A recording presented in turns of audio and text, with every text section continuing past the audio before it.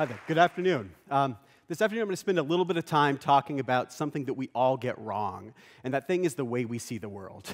Now, this is not really our fault. This is in part because of biology. So because of biology, here we are, we're walking along and we need relief, right? We can't just pay attention to everything we see. And on top of that, this biology gets augmented by something else, namely our socialization, our education, our interactions with others.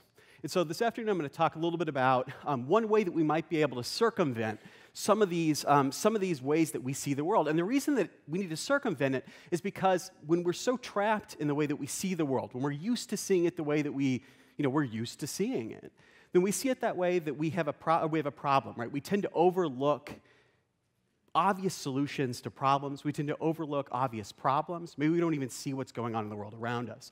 And so the way we're going to do that is we're going to do that through a project that I've been working on for the last several years called the Isolated Building Studies. You get a sense of them right here. There are about 600 photographs in this series, and we'll get a chance to dig into a few of them. But before that, I'm going to tell you a little bit about why photography and where I'm coming from as a sociologist. So I don't take the use of either of these things, whether it be photography or sociology, lightly.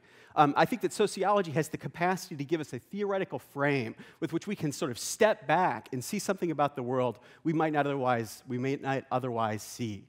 Whereas photography, I think, gives us the capacity to do more than, I think it's derided as being just something like pretty pictures. It's something anyone can do. In fact, in many ways, it is something anyone can do.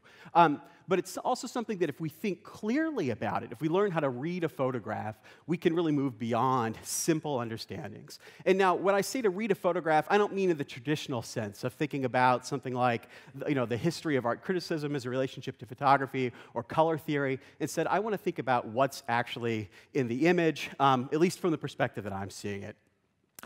My interests come from urban inequality. So as someone who's engaged in both sociology and photography, I really look out at the world and I see one particular problem that I'm interested in. Of course, I see many other problems, but one problem is what we see in many of the cities, particularly cities like Indianapolis, cities throughout the Midwest, and the Northeast in particular, which is this problem of depopulation along with extreme segregation and otherwise other forms of inequality.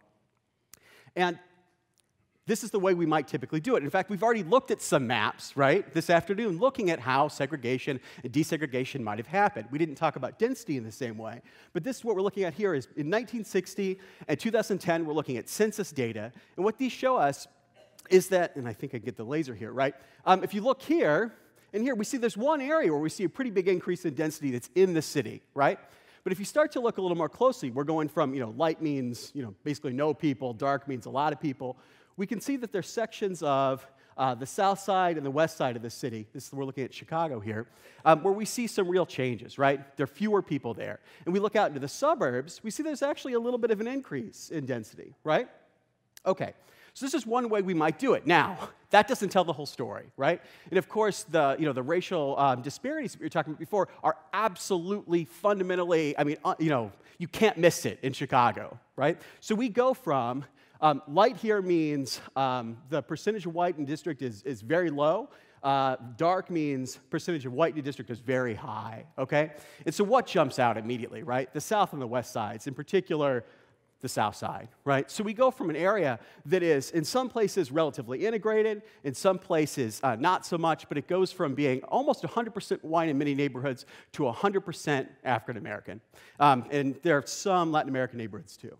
Okay, so this is the way we might typically represent some of these problems. Now, note that one of the problems with it is that we're looking specifically with geography, right? So I'm talking about Chicago here. You're thinking maybe about Indianapolis in some way, but it's hard to really get a sense of anything more than the straight narrative, right, of the change in percent white.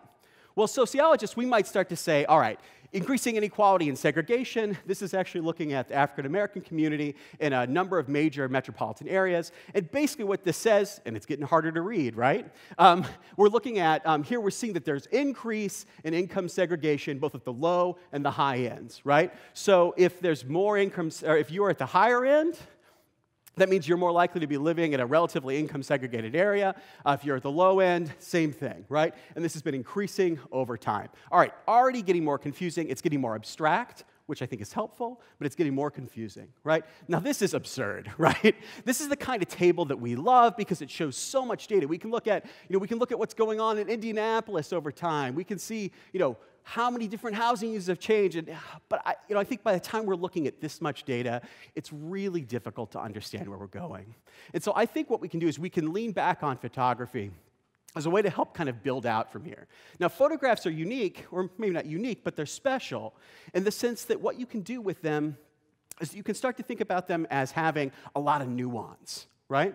So there's a lot going on in an image that you may not see in a map. It's something you may not see in some other kind of chart. And it, on top of that, has the capacity to provide a new way, a new window for you to get into it, right? To start thinking about what might actually be happening in these places. And even more than that, I'm really interested in buildings. And I like buildings and the representations of buildings because buildings, they're where we are, right? We're in one right now. You guys are going to probably go home to one tonight, right? We spend a huge amount of our lives in buildings. But it's not just that we spend a lot of time in them.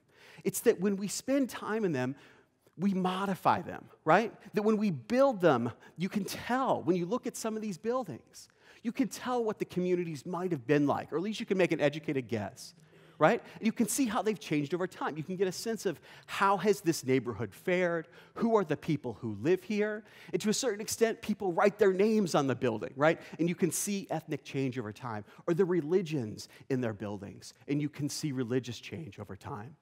So I think buildings are really helpful. And so we get to isolated buildings. Now, why do I think isolated buildings are such a big deal? I think representations in particular of isolated buildings are helpful because they tell us, they sort of ask a question, right? I mean, to you guys, does this look unusual, right? This is a row house, right? A row house is supposed to be in a row, right? It's not in a row anymore, right? It's standing on its own. And what's it surrounded by? Well, it turns out that's actually a little park that's right there. Didn't used to be. And on the other side, it looks like it's a derelict lot. There's some cardboard boxes. Who knows exactly what's going on, right? But we can start to make inferences, right? And the thing that I like about them is that it provides both simultaneously a representation of resilience and of decline, right? That we can get a sense that it's not just simply, people talk about ruin porn, right? It's not just ruin porn, right? That we're actually looking at a complicated narrative of what's going on in a particular area. And if we put them into a typology, right? So I go through and I start to think, all right, this is a particular thing that exists in the world, and I'm going to start to organize it in a way, right? I'm going to develop a conscious theory about how I might connect one thing to another. And on top of that, a typology says something nice about a photograph. Namely, this is a photograph, right? That it's an intentional decision to make this thing. We have a tendency to forget this when we look at images, and we're so saturated. We forget the point of view of the photographer making it, right? So there's something really interesting, I think, about the possibility of doing this. So let's talk about some examples here, right? So we've got this idea of depopulation, we've got ethnic change, we've got some serious problems. Now, either I'm a terrible photographer, or I've messed up in some awful way when making this photograph, right? Or there's something else is wrong. And what's wrong is that there's a failure of the public provision of a public good. And that public good is light. Because as biological creatures who have certain limitations, we need to be able to see, right? So you can look out in the world, and if there's something interesting, we tend to put a light on it, right? If it's something we care about, we put a light on it. And if we're scared and we're worried about what's coming at us, we put a light there. And lights are used in a variety of ways, right? They're used in residential buildings, sometimes used really effectively by the city, right? Other times, not so much. They might be used in commercial setting. You might even use them for decorations. Here's Christmas decorations, right? But it's not the Christmas decorations I want you to see, it's the fence, right? That we can start to mine things, right? So this is a building in the middle of 3, 4, 5 vacant lots, right? And there's a giant fence, a 6-foot fence surrounding this property. This tells us about how people, what they care about, right? They care about property. Maybe, again, they're concerned about safety. It also tells us the size of a lot, right? And we can see that whether it be new construction or old construction, this happens again and again. By building out this typology, we can go further, right? That we can start to mine this further. We can start to come up with other ways of seeing the world. One last sort of set here. we're looking at the way that people have informally used place. Here we've got, the taxi's making use of the space. The cab driver's got a bunch of stuff he's selling on his roof. The people, it's hard to tell over here maybe on the screen, but there's a giant billboard, but it's not in use, right? So people have just started to put up their own billboards, okay? So this is the Soldiers of the Lord Landscape Service, right? And on top of that, you might also see a place where you're going to fix your car, or you're going to hang out with your friends, or you may memorialize someone who was murdered.